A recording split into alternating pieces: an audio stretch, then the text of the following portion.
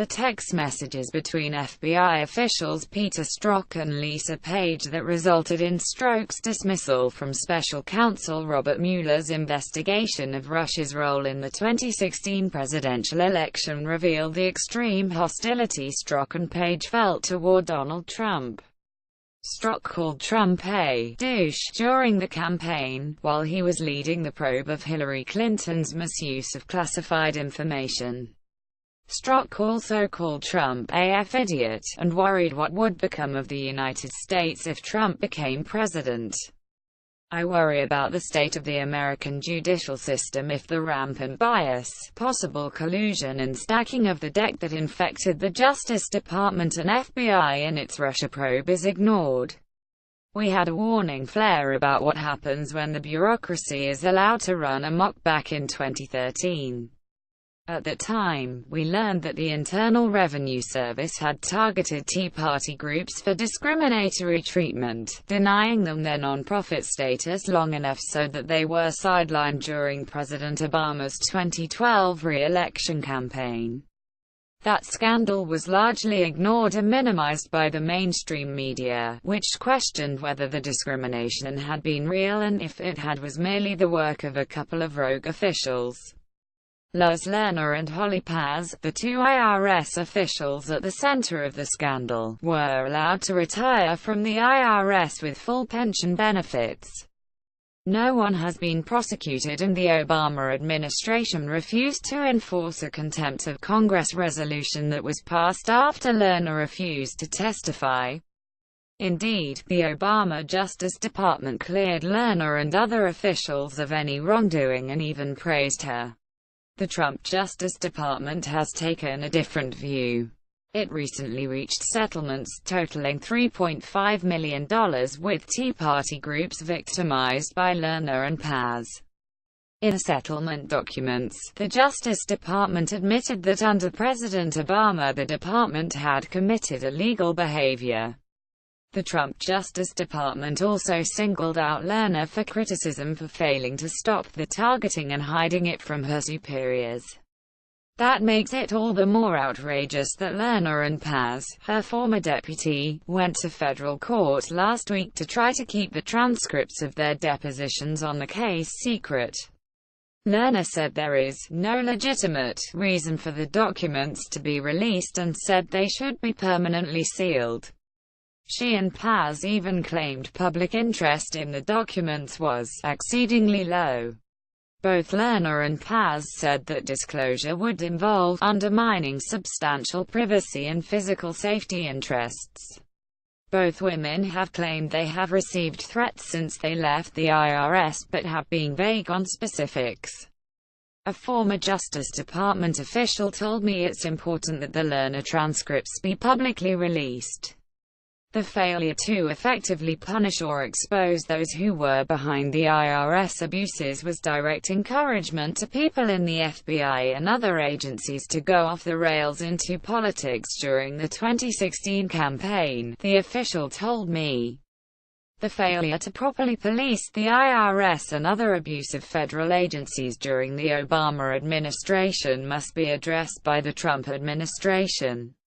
Prior to his running the original FBI investigation of Russia's actions during the 2016 election, Strzok was responsible for changing the wording of the official FBI report on the Clinton email affair. He was instrumental in changing the original finding of grossly negligent, which is legalese that under the statute constitutes a crime, and replacing it with the words extremely careless, which allowed the Justice Department to avoid charging Hillary Clinton. Strzok wasn't the only Mueller deputy who engaged in compromising behavior. Andrew Weissman, a veteran prosecutor assigned to Mueller's legal team, praised Sally Yates, an Obama administration holdover at the Trump Justice Department, for refusing to carry out President Trump's immigration order. It's now been learned that Weissman attended Hillary Clinton's election night party in New York, a clear sign of his political leanings. There's more. Another Mueller deputy is Jeannie Rhee, the former personal attorney of Ben Rhodes, the Obama deputy national security advisor.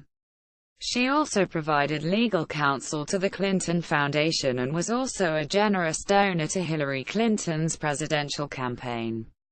In yet another disturbing case, another person on Mueller's legal team, Aaron Zebley, turns out to have been until 2015 the lawyer for Justin Cooper. Who is Cooper? Oh, just the IT staffer who set up Hillary Clinton's unauthorized server at her home. After Hillary Clinton's email scandal broke out, Zebley was identified as the person who smashed Clinton's Blackberries with a hammer in fear they would be subpoenaed.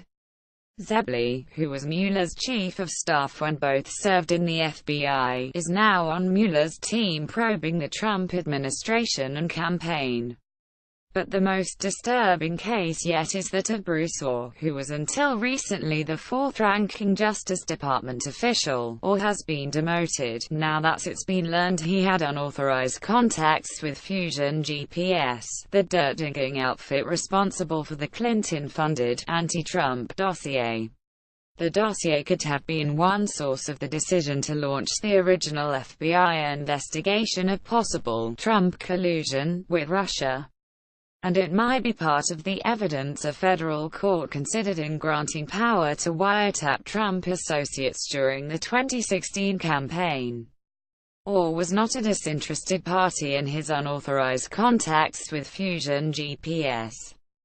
His wife, Nellie Ohr, worked for Fusion GPS during the 2016 campaign, when portions of the firm's discredited anti-Trump dossier was leaked just before Election Day. President Trump shouldn't fire Robert Mueller, nor should he refuse to cooperate with a Mueller probe. There are legitimate questions about Trump and Russian interference with the 2016 election that deserve answers. However, the Trump administration must send a signal that the leaks and other irregularities in the Mueller investigation be publicized and discouraged. For starters, Bruce Ohr should be fired for his misbehavior, not merely demoted. The leak investigations being conducted by the Justice Department should be accelerated, and if the leakers are identified, they should be prosecuted. In addition, President Trump should initiate the release of the FBI material that was put before a federal court to justify its surveillance of political players in 2016, even if the release of that material includes embarrassing material on the president. The rule of law was badly bent during the Obama administration, and it is still under siege during the Trump administration. The media, which have obsessed over the Russia probe while ignoring the conflicts of interest of some members of the Mueller team, should prove they can walk and cover both scandals at the same time.